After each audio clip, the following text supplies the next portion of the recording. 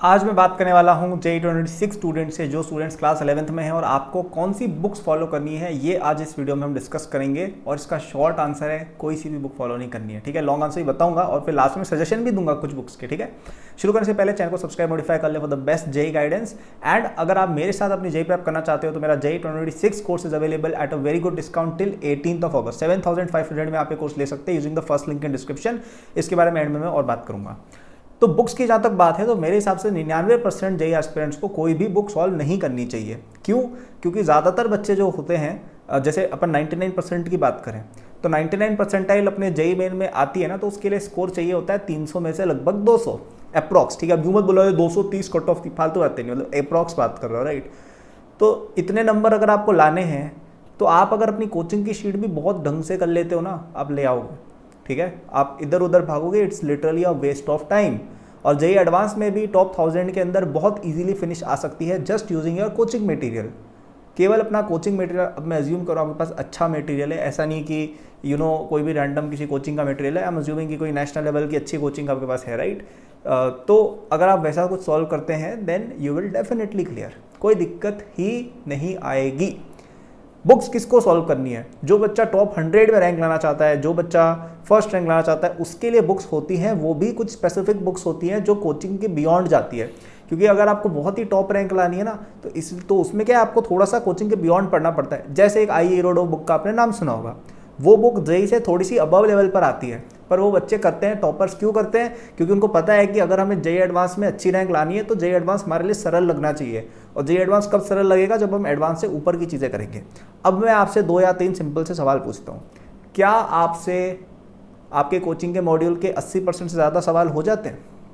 अगर हो जाते हैं, मैं खुद आपको बुक सजेस्ट करूंगा वीडियो के एंड में। और मैंने और वीडियो चैनल पर डाल रखी है डिटेल में कि फिजिक्स की बेस्ट बुक्स कौन सी, आप सर्च कर लिए चैनल पर सब्सक्राइब करके, सर्च बार में कल्पित अग्रवाल बुक्स ऐसे करके मिल जाएंगी, राइट।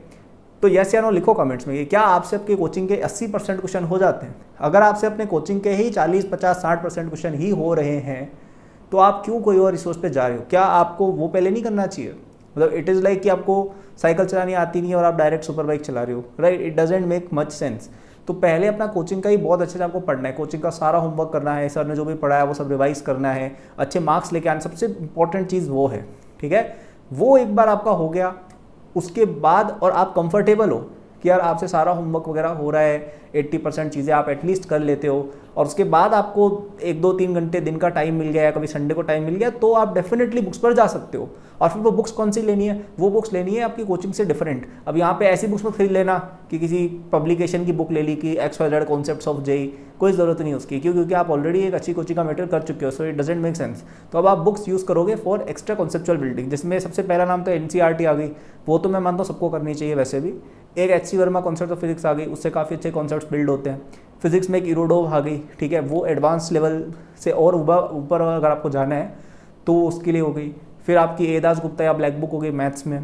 केमिस्ट्री में भी आपकी जैसे JD हो गई, सोलोमोन्स हो गई, P बहादुर हो गई, ये मैं जैसे यूज़ किया करता था, राइट। केमिस्ट्री में हालांकि इतनी रिक्वायरमेंट नहीं है मेरे हिसाब से। तो ये है बुक्स का तरीका।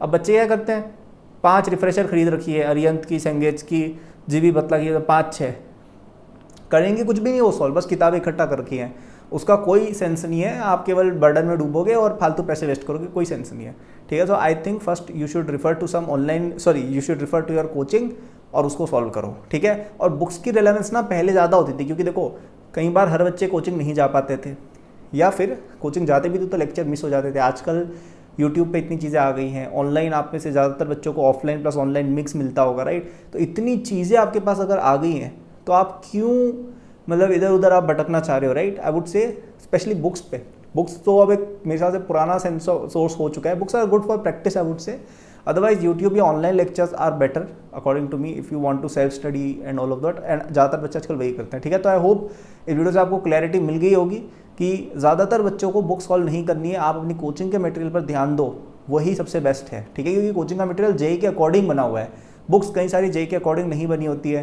कई सारी बुक्स या तो बहुत ज़्यादा ईजी होती हैं जिनका JEE का कोई लेवल भी नहीं होता है, so it doesn't make sense. हाँ, कुछ एग्जांपल्स हैं बुक्स के, जैसे आई थिंक संगेज की बुक्स स्पेशली मैथ्स की काफ़ी अच्छी होती हैं।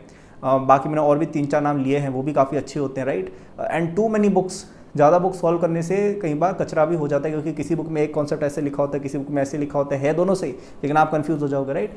तो इसलिए थोड़ा अपने मटेरियल को रिस्ट्रिक्ट करें। आई वुड से एक मेन सोर्स होना चाहिए जो आपका कोचिंग हो गया, एक और सेकेंडरी सोर्स आप ले सकते हो जो कोई ऑनलाइन कोर्स हो गया, यूट्यूब हो गया, या ठीक है चलो एक आध कोई अच्छी बुक भी हो गई, जैसे फिजिक्स में अच्छी होना पकड़ लो, मैथ्स में आप वो पकड़ लो अपनी सेंगेज पकड़ ली, ठीक है। केमिस्ट्री में तो इतना अच्छा कोई मुझे रिसोर्स मिला नहीं वैसे, ठीक है, बट केमिस्ट्री में ज़रूरत भी नहीं पड़ती है, राइट। ये एक आध चीज़ें आप कर सकते हो, बाकी बहुत ज़्यादा बुक से पीछे भागना नॉट एडवाइसेबल। और आपको और हेल्प चाहिए और आप चाहते हो कि यार मैं आपकी जेई प्रेप करवा दूं, then you should definitely enroll for my JEE 26 course using the first link in description. इस कोर्स पे आपको 18 अगस्त तक एक बहुत अच्छा डिस्काउंट मिला है। Instead of 20,000 you can get it for just rupees 7,500। Okay, इस कोर्स में सब कुछ है जो आपको जेई क्लियर करने के लिए चाहिए, और बहुत ही प्रिसाइज टू द पॉइंट इसमें बातें की गई हैं। स्पेशली अगर आप अपनी कोचिंग में पीछे चल रहे हो, बैकलॉग आने लग गई और आप चाहते हो यार कि एक और रिसोर्स होता रेफरेंस के लिए जो हमें फटाफट चीज़ें समझा देता हो, क्लियर हो जाता, थोड़े कॉन्सेप्ट सीखने को मिलते, तो बहुत ज़्यादा हेल्पफुल है। सेल्फ स्टडी करते हो, कोचिंग करते हो, काम आएगा और आप इस पर पूरी तरह से रिलाय भी कर सकते हो, ठीक है। तो if you want to get the best possible rank, you should study from who has done this exam in the best possible way, and for that use the link in description. Okay, तो यही थी आज की वीडियो। I hope आपको books के बारे में थोड़ी क्लैरिटी मिली हो। Thank you for watching, like subscribe कर देना। Good luck.